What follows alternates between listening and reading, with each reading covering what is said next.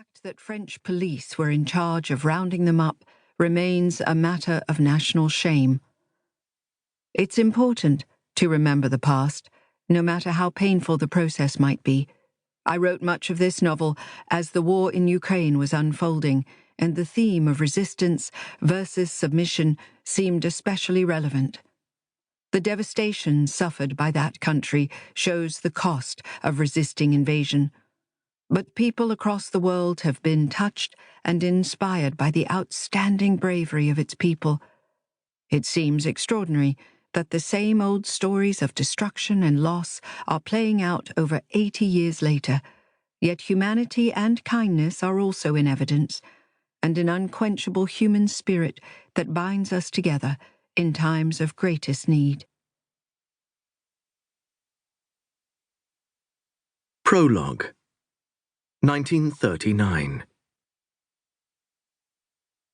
As soon as Jacques sets eyes on the empty shop, dusty and unloved, he can see what it might become.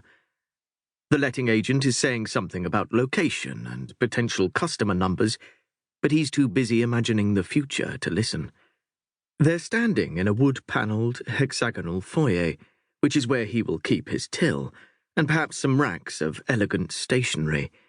To the right lies an airy room with tall picture windows facing onto the street. This will be his main showroom, large enough for shelves around the walls and a display case in the centre filled with first editions, when he can afford them. He might add a couple of stools for browsers to sit and read, and there'll be lamps dotted here and there too, and soft music playing.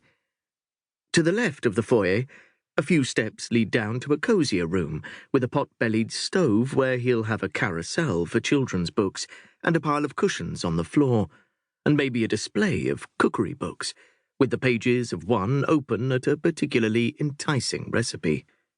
His bookshop will be a treasure trove, warm and safe in the winter when the rain lashes down, airy in the summer when breezes will waft the smell of baking bread from the boulangerie across the square and through the open windows.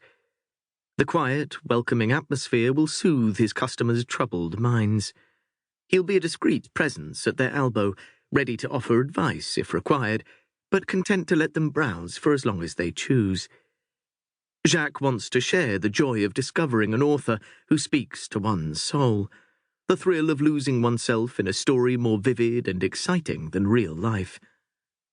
He will call his shop La Page Cachée, the hidden page, because he knows the magic that is to be found within the covers of a book. The shop used to sell ladies' hats and stockings, the agent is saying, but the widow who ran it has retired to Deauville. Her apartment in the same building, 2 floors above, is also available, should Jacques be interested. Yes, he hears himself saying, before he's even asked about the rent.